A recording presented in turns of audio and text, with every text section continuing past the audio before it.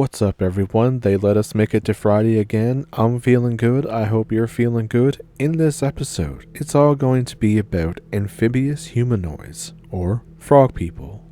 Earlier this week, I was trying to think of something to do the podcast on, so I decided to scroll through some bookmarks that I had on my browser, and I found an account of the Loveland Frogman.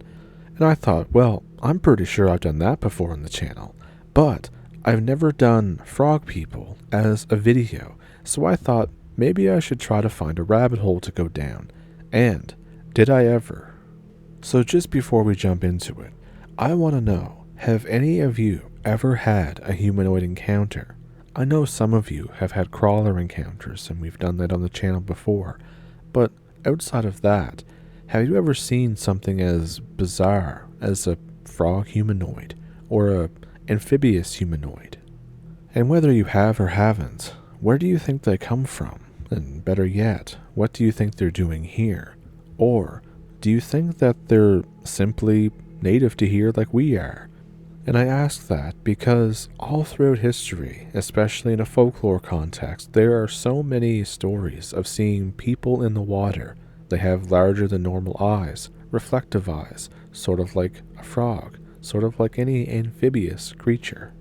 So of course, I still want to know if you've ever encountered something bizarre like this. But let's get into this first encounter. I have an interesting story that I'm not sure what to make of it. It wasn't directly me, but it still creeps me out to this day. A few years back, I was living with my sister for a bit. I was waiting to be sent off to boot camp. This was for the Marine Corps. For reference, we lived on the 3rd floor of a house in the Meadowlands in New Jersey. The backyard was pretty secure, and you can look out the window and see what the kids were up to. This is important for later. My sister had 2 boys at the time. At the time, they were about 6 and 7 years old. They'd go outside and play in the backyard all the time with some neighborhood kids. We were on the 3rd floor, like I said, and every so often, I would look out to make sure they're okay, or I'd go downstairs just to check on them.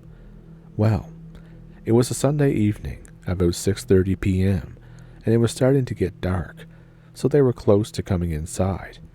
And then, I hear them scream. I look out the window, and I see the gate being closed. I bolted down the stairs as fast as I could and got to the kids. The 7-year-old is in shock, and the 6-year-old is shaking, but seems to be okay. I ask him, in the calmest tone I can, what happened. He said, "The frog people were talking to us." I'm like, WTF? These kids were good kids and didn't really lie, didn't really make up stories. I said, "What do you mean?" He said, "The frog people tried to talk to us and they broke the lock on the gate. Then we screamed and they ran away." I don't know what to make of it, but a few things are clear. The lock was broken, and I know there was a lock there because I put it there. Outside the backyard led to a concrete area. When I looked at the ground, there wasn't much, but it did have random pools of water. It almost looked like a trail going off into the woods. I had seen the gate swinging closed, but I didn't see anything. I did have a pretty big field of view, but I may have overlooked whatever it was because I did bolt down the stairs to the kids. What do you think? What are these frog people? I'm new to all of this, but it's still kind of spooky. I started to get interested in cryptids and stuff after this happened. I will also say that my one nephew, since then, seems to have developed a few behavioral problems. I don't know if it's related to maybe trauma from that event, but he won't talk about that day. The other nephew seems to have had the opposite effect. He seems to have blocked it out entirely and doesn't remember much. So what do you think these kids saw?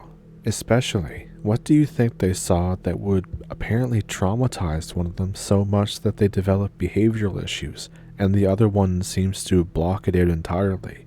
Now, in looking up different stories about frog people, I've come across some theories about what they could be, and there are some people who relate them to greys because they have the same type of weird skin, the same type of eyes, and that kind of thing. But for me, in my personal opinion, I just don't know. I don't know enough about them yet. But I would think that you'd be able to tell the difference between seeing a grey and seeing, like, a frog humanoid or an amphibious humanoid. I feel like there'd be enough of a difference where you could just tell. But that's just me. I've never seen either one, so... And I kind of hope not to either, but... I will say that one time when I was driving out in the woods, I found like an old wooden sign that was kind of knocked over, so I got out to look at it, and just in case there was like a washout or something like that, and the sign had fallen down. So I pick it up and I look at it, and it's like scrawled in Sharpie on a piece of wood, and it says, "The Frogman watches you." Which I of course thought, oh, that's a little creepy. And then, funnily enough, the bushes started to rustle, and I was like, man, there's no way that this is happening right now. And it was like a duck, so, I just thought I'd bring that up because it was kind of funny. But back to the story. I have to wonder too, how were they able to break the lock? Did they use some kind of tool? Did they just have that much strength that they could just do that? What do their hands look like? There's so many questions that are kind of unanswered in this specific one, but let's get into the next one. In 1981, I was working for a contractor as a masonry apprentice after leaving trade school. That summer, we were working at Mystic Caverns in North Arkansas. We were upgrading the tour trails in the caves. It was a Friday. It was getting close to quitting time, so myself and another guy had to go through the work area and make sure that all the tools were collected and that the safety barriers were back in place. We weren't working during the weekends, so the work area had to be tightened up before we left. The guy who was with me had to leave. I forgot why, so I was down there by myself for a while. I was almost finished loading the cart when I heard something, a faint pounding sound coming from deeper in the cavern. I thought that maybe one of the crew might still be in the cave, so I yelled out. The banging stopped, and everything was quiet. Then I started to hear slapping sounds for a few seconds, and then that got quiet as well. I yelled out again. I didn't get a response, so I figured that it was maybe a cave critter or a bat. I started to make my way out. There was an area that I came upon where on the right of the railing it dropped off into a depression. There was some lighting, but it was difficult to see to the bottom of this depression. As I passed by, I heard splashing sounds coming from the depression. I stopped, and I got a glimpse of something on 2 legs, walking in the water below. Farther away there was a section of the cavern that had opened up, and it was well lit. As I watched, the splashing continued. Then, I saw this thing moving out of the shadows, moving away from me. The only way that I could describe it to this day was that it was something walking on 2 legs with large frog feet. It stood about 5 feet tall, and it was dark grayish green. The head was large and rounded, though it never turned around, so I can't give any detail of the face. The body was thick in the chest, but narrow in the waist and hips. It bent at the knees when it stepped, and it had shiny skin. This resembled a frog. I didn't notice any hair. I didn't hear any vocals, just the splashing as it moved away from me. I'd estimate that it was 70 or so feet from me when I first got a good look at it. I wasn't scared in any sense, just absolutely stunned. I grabbed the cart and quickly made my way toward the entrance. When we came back to work that Monday, I didn't mention anything to anyone.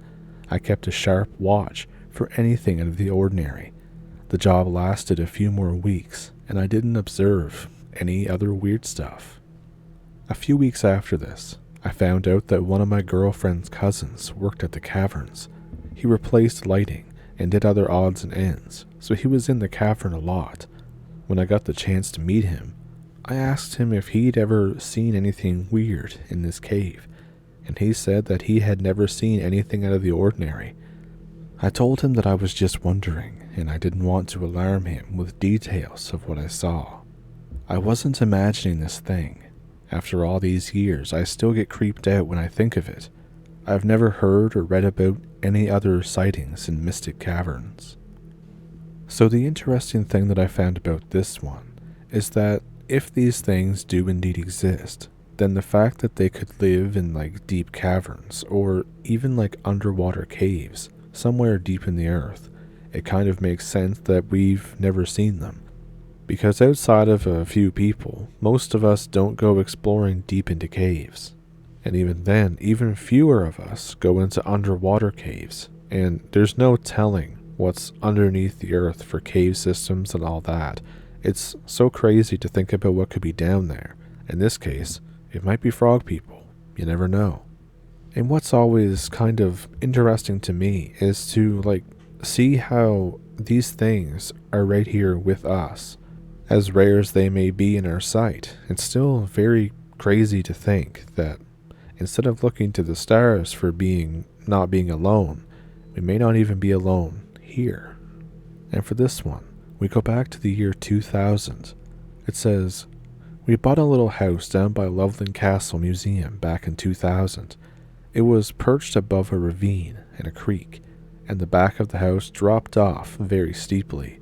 There would have been enough room for a man or a bipedal person to stand behind the house, but the basement windows were at eye level, and the first floor was quite far up from the place where one could stand. The only reason I point this out is that it was a very small house, and we had to use the basement for our two boys' bedrooms. They kept complaining that something kept looking in the window at them, and my husband and I laughed it off at first. It was a wooded setting, very rural and beautiful, and very dark at night, and there were no streetlights out there, so it seemed kind of funny that they were thinking that something was watching them. So we told them that maybe it was just a deer. They are very plentiful in the fall, and we just went about our business. One night, however, I woke up hearing a weird sound just outside of our bedroom window on the first floor. It faced out back at the house, and I was puzzled as to what it could be because it sounded like a man breathing very heavily. I started to sit up and realized that whatever it was looking in my window, just inches from my head. I was terrified. I did not look out because I knew that I would see it, and I kept feeling something urging me to look. We often would hear squeaking noises, screeching, not like an owl, and also the sounds of a crying baby. I woke my husband up, and he said that whatever it would have to be 10 feet tall to look into our window. I couldn't sleep that night, but whatever had been there had finally moved on. I didn't mention it to the kids the next day. The boys came up from the basement, shaken from seeing the red glowing eyes the night before. They were every bit as big as red road reflectors, and they heard heavy breathing, and the hair on their bodies stood on end. This was only one experience that we had out there in Loveland. It's right down by the Little Miami River, only a stone's throw. Many weird things happen out there. Green glows, orbs, something very large and black on top of the roof of the house very late at night. When light was shone on it, it did not go through whatever was on the roof, and it looked like a huge, dark figure. I'd like to know if anyone has any idea what we could have seen. We had now moved a few miles away, but we still go past that area quite often. So do you think that that was indeed the Loveland Frogman, or do you think that it was something else entirely, something much darker? Of course, let me know down in the comments. And for this last one, it's from 1749 in March. It's from Hungary. In March of 1749, the fishermen of Kapuvar caught a boy around 8 to 10 years old in a swampy part of Lake Karali in Hansag. The captured creature was an orphan child who had been lost, but had somehow survived in the water world around the lake and gone wild. According to contemporary descriptions, the speechless, completely wild child was perfectly adapted to live life in the moors.